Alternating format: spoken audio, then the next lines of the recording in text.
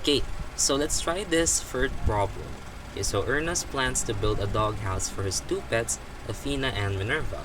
He plans to make it as a simple rectangular pet house. So given the figure below, determine whether the pet house for Athena, okay, so this is Athena's pet house, okay, is congruent to Minerva's pet house, which is HJF. Okay, so we have Athena and Minerva on this one. So are these two triangles congruent? Are the two pet houses, the base of those two pet houses, congruent to each other? So let's check on this proof. Okay, so we have here line GH is parallel to line FJ, and the measurement of angle G is congruent to the measurement of angle J, or they're both 90 degrees. So this is given. So how did it become a given? It says here we have a rectangular pet house, and we know from the properties of a rectangle that it has two pairs of parallel lines and all of its angles are 90 degree angles. So therefore this is a given. And number two, we can also say that angle G and angle J are congruent because that would be the definition of congruent angles, since we have right angles here that are congruent to each other.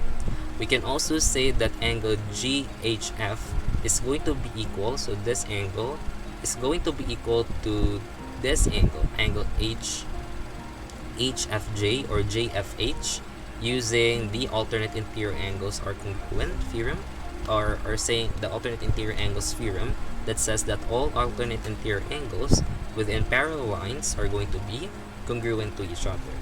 We can also say that HF is congruent to FH, or congruent to itself, using the reflexive property of equality. And therefore we can derive based from the proof that we have this angle and then this angle and then this side measurement. So we have two consecutive angles and then a side that's not included.